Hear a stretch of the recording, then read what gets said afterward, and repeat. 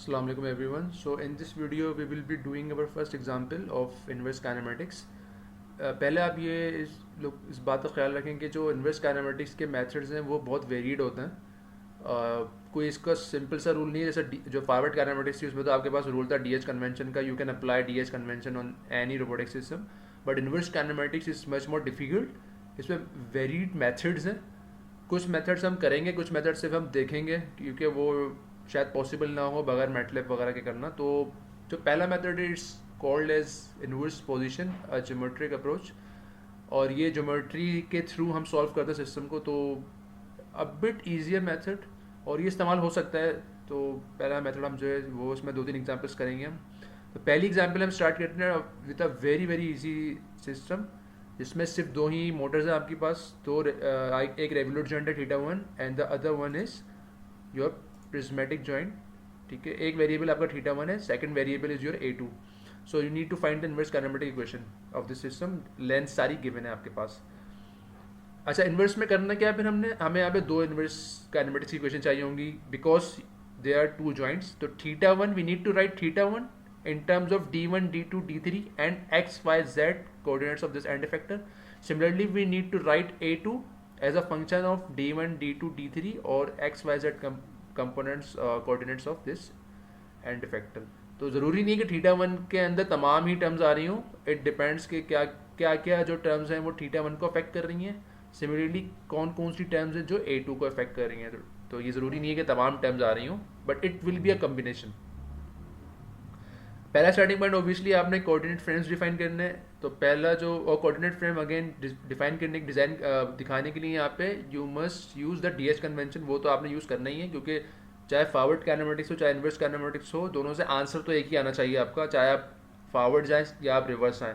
तो for this आपके coordinates जो है वो मैच करना चाहिए. तो पहला कोऑर्डिनेट सिस्टम आपने सिंपली शो कर दिया, जीरो कोऑर्डिनेट फ्रेम जो कि मोटर के ऊपर ही है. The second coordinate frame has to be in the intersection of these two lengths d1 and d2. Why? हम इस कोऑर्डिनेट फ्रेम को यहाँ पर जो आपके पास प्रिज्मेटिक जॉइंट है वहाँ पे नहीं ले सकते क्योंकि अगर हम यहाँ लेंगे तो जो आपका डीएच कन्वेंशन था वो पूरा नहीं होगा.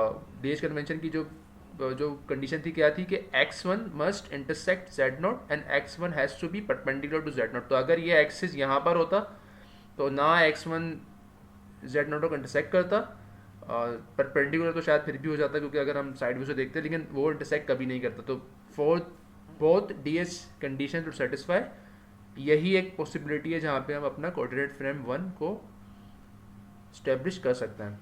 And the last coordinate frame is just coordinate frame 2 जो कि एग्जैक्टली इसका रेप्लिका ही हमने वहाँ पे ले लिया क्योंकि यहाँ पे मोटर तो है नहीं, सिर्फ एंड इफेक्टर है. तो you can use the same system जो कि आपने लास्ट मोटर के लिए या लास्ट जॉइंट के लिए लिया है. अच्छा, अब यहाँ पे हम सिस्टम की ज्योमेट्री की बात करेंगे. तो हम यहाँ पे ड्रॉ करेंगे, अगर हम इस पर टॉप व्यू ड्रॉ करते हैं अपना सिस्टम का तो कैसा होगा. तो पहले एक बात का ख्याल रखना है आपने, क्योंकि आप जनरल इक्वेशन बना रहे हैं तो आप θ1 की वो इक्वेशन निकालेंगे जो तमाम एंगल्स पे सेटिस्फाई करे. आपने a2 की वो इक्वेशन निकालनी है जो तमाम मूवमेंट के ऊपर सेटिस्फाई करे. जनरल इक्वेशन की बात कर रहे हैं हम.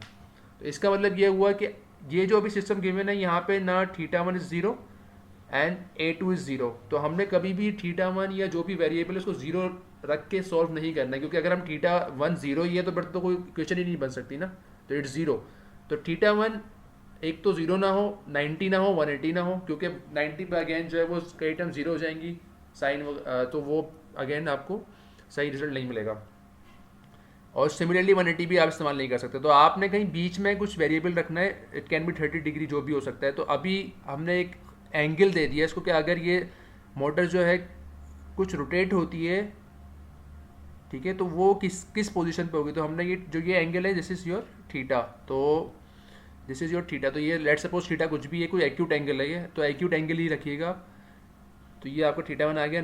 लेट्स जो नेक्स्ट है वो आपका ये है कि आपके एक्सिस क्या नज़र आएंगे. तो अगर आप टॉप व्यू देखेंगे ऑब्वियसली जो आपका फर्स्ट कोऑर्डिनेट फ्रेम है वो तो फिक्स्ड है, तो वो तो मूव नहीं होगा. तो जो एक्स नॉट है it will be on the right hand side and the y naught will be on the जो ऊपर जा रहा होगा. ठीक है, जेड नॉट आपको नज़र नहीं आएगा क्योंकि वो आप इस पॉइंट से टूवर्ड्स योर सेल्फ आ रहा है, आपकी तरफ आ रहा है वो. ठीक है. अच्छा, द लेंथ जो है वो सिंपल है. हम यहाँ पे d2, तो ऊपर से आपको d2 नज़र आएगी बिल्कुल क्लियरली. और जो सेकेंड लेंथ है it must be A2 plus D3। ठीक है, तो आप ये कंसिडर कर रहे हैं कि A2 जीरो नहीं है आपका, ये जो प्रिज्मेटिक जॉइंट है ये थोड़ा मूव करके आगे चला गया, तो अगर ये प्रिज्मेटिक जॉइंट जो मूव होगा तो ये जो डिफरेंस बिटवीन एंड इफेक्टर और ये जो जॉइंट है वो बढ़ जाएगा बाय एन अमाउंट A2। तो क्या हो जाएगा, टोटल मूवमेंट क्या होगी, it must be D3 plus A2। तो जो D3 है वो लेंथ है इस लिंक की जब कोई मूवमेंट नहीं हुई है, जब A2 इज जीरो, बट जब A2 मूव होगा तो the total length will be D3 plus A2। तो वो हमने यहाँ शो कर दिया। अच्छा, अब अगर आप इसमें डिफाइन करना चाहें कि आपने इस एंड इफेक्टर की पोजीशन जो है वो आइडेंटिफाई करनी है ऑब्वियसली, तो अगर मैं लिखना चाहूँ तो क्या मैं यूँ लिख सकता हूँ, व्हाट इज़ दिस लेंथ, जो यहाँ अगर मैं यहाँ ओरिजिन से स्टार्ट हो रहा हूँ और मैं यहाँ एक्स नॉट पर ट्रैवल कर रहा हूँ, ऑब्वियसली ये जो आपका एंड इफेक्टर है यहाँ पे आपके पास टू कोऑर्डिनेट फ्रेम होगा, जो कि शो नहीं किया गया है बट इट्स वेरी ऑब्वियस, क्योंकि यहाँ पे आप नज़र आ रहा है कि आप जो एंड इफेक्टर है उसके साथ सेकंड कोऑर्डिनेट फ्रेम जो है वो अटैच्ड है, तो यहाँ पे भी सेकंड कोऑर्डिनेट फ्रेम यहाँ पे अटैच्ड होगा।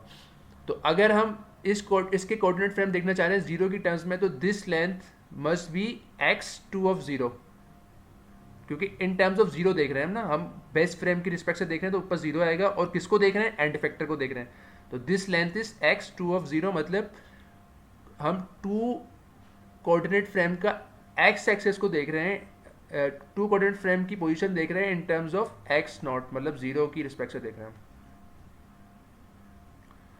अच्छा, सिमिलरली ये जो लेंथ होगी, व्हाट इज दिस लेंथ, तो this length must be y20। ठीक है, तो हम ये जो डिस्टेंस है ये आपका हम y नॉट की रिस्पेक्ट से देख रहे हैं कि ये एंड इफेक्टर कितना दूर है y की डायरेक्शन में, तो दिस विल बी 2 यानी कि 2 को देख रहे हैं with respect to zero again.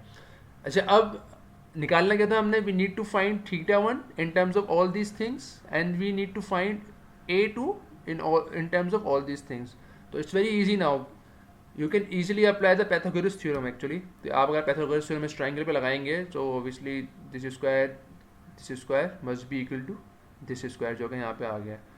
अच्छा, अब मुझे निकालना है I need to remove A2, क्योंकि मुझे तो A2 की टर्म्स में इक्वेशन चाहिए, तो आराम से आप इस पर जो है वो A2 यहाँ से निकाल सकते हैं आप अंडर रूट वगैरह लगा के, तो जो आपके पास रिजल्ट आएगा it will B this thing.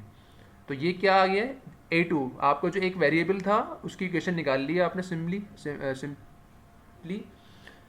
जिसमें आपके पास दो जो हैं वो x और y, जो किस x और y जो है क्या है, ये एंड इफेक्टर की पोजीशन है with respect to zero coordinate frame, तो वो आ गए। And then you have two lengths, जो आपके पास D2 और D3 दोनों लेंथ्स आ गई हैं, तो it's a perfect inverse kinematic equation. Second, we need to find θ1, हमें θ1 की इक्वेशन निकालनी है, तो आराम से आप टेंजेंट इस्तेमाल कर सकते हैं, यहाँ पे आप टेंजेंट लगा सकते हैं। तो हम अगेन, क्योंकि हम टेंजेंट इन्वर्स का इस्तेमाल नहीं करते हैं, हम ए टेंजेंट आर्क टेंजेंट का इस्तेमाल करते हैं, तो हम किस तरह लिखेंगे, θ1 is a tan 2 sine angle and then we have a cosine angle. तो बेसिकली ये कुछ भी नहीं है, ये tan इनवर्स ही है, tan inverse of y divided by x। तो यहाँ से आप आराम से θ1 भी निकाल सकते हैं। तो ये जो दोनों इक्वेशंस हैं ये कहलाएंगी आपकी इन्वर्स काइनेमेटिक्स की इक्वेशंस। तो इन्वर्स पोजीशन को सॉल्व करने के लिए आपको थोड़ी सी ज्योमेट्री सॉल्व करनी पड़ती है, जो कि हमने यहाँ की है। इट्स वेरी सिंपल, तो इतना हमें मुश्किलात ना हुई। अगर आगे हम एग्जाम्पल नंबर 3 में ख़ासतौर पर जो है वो है थोड़ा कॉम्प्लेक्स होगा। अच्छा जी, तो आगे चलते हैं, एक और सवाल करते हैं। तो let's try example number 2, find inverse kinematic equations of cylindrical manipulator. ये अगर आपको याद हो, सिलेंड्रिकल मैनिपुलेटर का जो फॉरवर्ड काइनेमेटिक्स की इक्वेशन थी वो हमने पिछले चैप्टर में की थी। तो अब ट्राई करते हैं कि इनवर्स काइनेमेटिक्स को सॉल्व करने की कोशिश करते हैं। अच्छा, तो ये सिस्टम आपका गिवन है, यहाँ पे तमाम जो आपकी कोऑर्डिनेट फ्रेम्स है वो भी गिवन है। तो हम पहले यहाँ पे साइड व्यू बनाते हैं सिस्टम का। तो अगर आप साइड व्यू बनाएंगे तो जो आपको सिर्फ जो है रेक्टेंगल बॉक्सेस नज़र आ रहे होंगे ऑब्वियसली, और यहाँ पे आपको लिंक नज़र आ रहा होगा, ठीक है। अच्छा, अगेन मैं दोबारा रिपीट कर रहा हूँ कि आपने कुछ ना कुछ वैल्यू देनी है θ1 की, D2 की, D3 की। तो इसका मतलब ये जो है मोटर रोटेट हुई हुई है थोड़ी सी, और जो D1 है वो तो फिक्स है। लेट्स सपोज ये जो यहाँ नहीं गिवन है यहाँ पे लेंथ, लेकिन ये दिस इज D1, जो पहली मोटर से जो सेकंड जो आपका प्रिज्मेटिक जॉइंट है उसका जो डिस्टेंस है वो D1 है, तो ये हमने D1 शो कर दिया। और अज्यूम करते हैं कि दिस जो प्रिज्मेटिक जॉइंट है ये मूव करेगी, इसने मूवमेंट की है कुछ, तो इसका मतलब जो ये अगली जो लेंथ होगी इट विल बी D2, क्योंकि एक्चुअल लेंथ तो आपस में कुछ भी नहीं है इन दोनों के। तो जब कोई भी चीज़ मूव नहीं हुई है तो ये दोनों मोटर्स जो हैं वो एक ही पॉइंट पे होंगी, इसीलिए यहाँ पे कोई जो लेंथ है, जब कोई मूवमेंट नहीं हुई तो वो कोई भी लेंथ नहीं है, ज़ीरो है मतलब। तो सिर्फ जो मूवमेंट होगी वो आपकी वेरिएबल के थ्रू ही होगी, तो पूरा वेरिएबल ही आ गया यहाँ पे अगर इसको मैं मूव करूँगा। तो D2 is the distance between these two joints जो दोनों प्रिज्मेटिक हैं। And the third one again there is no distance between, अगर ये जितना भी डिस्टेंस है ये D3 की वजह से ही होना है। तो यहाँ पे जो फिक्स डिस्टेंस है दोनों में कुछ नहीं है, तो तीनों एक ही पॉइंट के ऊपर आएंगे बेसिकली। तो जब ये प्रिज्मेटिक जॉइंट मूव करेगा, मूवमेंट होगी इसमें, जब भी आपके पास यहाँ D3 आएगा, तो यहाँ पे हम लिख सकते हैं दिस इज़ D3।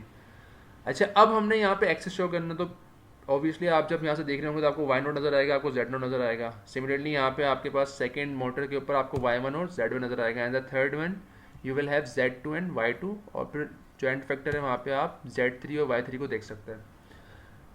अच्छा, अब यहाँ पे एक पॉइंट इंपॉर्टेंट ये है, अगर हम यहाँ पे Y नोट और Z नोट को यूँ शो कर रहे हैं तो क्या ये D3 होगा, क्या ये हमेशा D3 यहाँ रहेगा? देखिए, तो समझने के लिए इस तरह समझें कि जब θ1 इज़ ज़ीरो, जब when θ1 इज़ ज़ीरो तो Y नोट और D3 हमेशा पैरेलल होंगे और आप इन दोनों को एक ही प्लेन के ऊपर शो कर सकते हैं। लेकिन हम तो ये डिसाइड कर चुके हैं कि हमने θ1 की कोई वेरिएबल की वैल्यू लेनी है, तो ये इसका मतलब ये जो मोटर है ये घूम चुकी है, देर इज सम एंगल, θ1 का कुछ एंगल है यहाँ पे। तो जब ये एंगल θ1 का होगा तो ये D3 आपको नज़र नहीं आएगा, क्योंकि ये जो लेंगे ये तो रोटेट कर गया होगा। तो ये जो लेंथ नज़र आएगी आपको, जो प्रोजेक्शन नज़र आएगी आपको बेसिकली, वो लेंथ जो होगी वो D3 से कम होगी, क्योंकि कुछ ना कुछ एंगल होगा डिपेंडिंग कितना जो θ1 है वो रोटेट किया गया है। तो ये D3 आप Y नोट के साथ नहीं दिखा सकते इन साइड व्यू। ये जब भी वैलिड है, ये फिगर जब भी वैलिड है जब आपके पास एंगल θ0 हो। तो या तो आप यहाँ Y नोट शो करेंगे या फिर D3। तो अगर आप यहाँ Y नोट शो कर रहे हैं तो हम यहाँ D3 शो नहीं कर सकते। सिमिलरली अगर आप यहाँ D3 शो करना चाह रहे हैं तो यहाँ Y नोट शो नहीं कर सकते, ठीक है। तो ये जो D3 है यहाँ उसको इस्तेमाल यहाँ नहीं कर सकते। अच्छा, अब लेट्स ट्राई कि हम यहाँ से कुछ चीज़ निकाल सकते हैं। तो आप यहाँ देख सकते हैं कि Z नोट गिवन है, Y नोट तो हम नहीं निकाल सकते क्योंकि हमें ये लेंथ ही नहीं पता है क्या है, और वो लेंथ डिपेंड कर रही होगी थीटा के ऊपर। तो हम Z नोट से कुछ ना कुछ काम कर सकते हैं, क्योंकि हमें Z नोट की जो पोजीशन है वो पता चल सकती है इस एंड फैक्टर की। तो अगर मैं ये लेंथ निकालना चाहूँ, this will be your Z3 note, ठीक है। तो ये जो सिंपल सी आपके पास लेंथ है ये Z3 नोट है, यानी कि 3 को देख रहे हैं हम 0 की रिस्पेक्ट से। तो और अगर हम इसका फॉर्मूला बनाना चाहें it's very easy, Z3 note is nothing but D1 plus D2।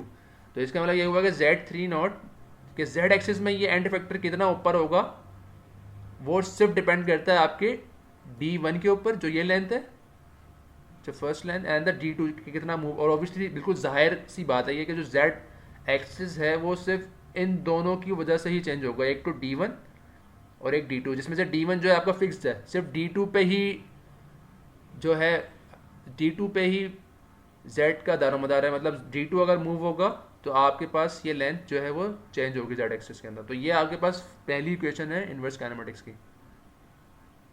इसके अलावा यहाँ पे मजीद कुछ सॉल्व नहीं कर सकते हम। वजह क्या है, क्योंकि Y नोट जो है वो यहाँ पे कुछ डिस्टेंस गिवन ही नहीं है, तो Y नोट को हम सॉल्व नहीं कर पाएंगे। सिमिलरली X गिवन नहीं है, क्योंकि X जो है वो तो टूवर्ड्स अस है, मतलब हमारी तरफ स्क्रीन से बाहर आ रहा है, तो वो भी हम शो नहीं कर सकते। तो उसके लिए हमें करना क्या होगा, हमें दूसरा व्यू बनाना पड़ेगा। तो एक हम जो इन्वर्स काइनेमेटिक की इक्वेशन थी वो निकाल चुके हैं, अभी हम दो जो है हमें निकालनी बाकी हैं। तो उसके लिए हम टॉप व्यू बनाएंगे, अगेन कुछ एंगल देंगे हम सिस्टम को। तो ये जो पहले जो आपको ऊपर से नज़र आएगा वो ये तीनों सिस्टम एक ही जगह पे नज़र आएंगे, ऑब्वियस सी बात है जब आप टॉप से देखेंगे। और ये जो लेंथ जो लिंक नज़र आ रहा है ये आपको ये लिंक नज़र आ रहा होगा, डिपेंडिंग है D3 कितना मूव हुआ है। तो नाउ दिस θ1 एक्सिस शो कर सकते हैं हम, आपको Y नोट नज़र आ रहा होगा और आपको X नोट नज़र आ रहा होगा, and you can show the axis at end factor as well, जिसमें Z3 आपका, क्योंकि जब ये मोटर रोटेट होगी तो उसके साथ ये तीनों कोऑर्डिनेट फ्रेम रोटेट होंगे।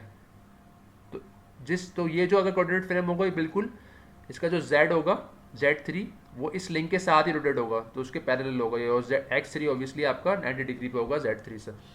तो ये दो एक्सेस शो कर दिया आपने। इसके बाद आप इसकी लेंथ शो कर सकते हैं D3 कि जितना भी ये मूव होगा वेरिएबल है क्योंकि, तो वो आप यहाँ पे आराम से D3 शो कर देंगे।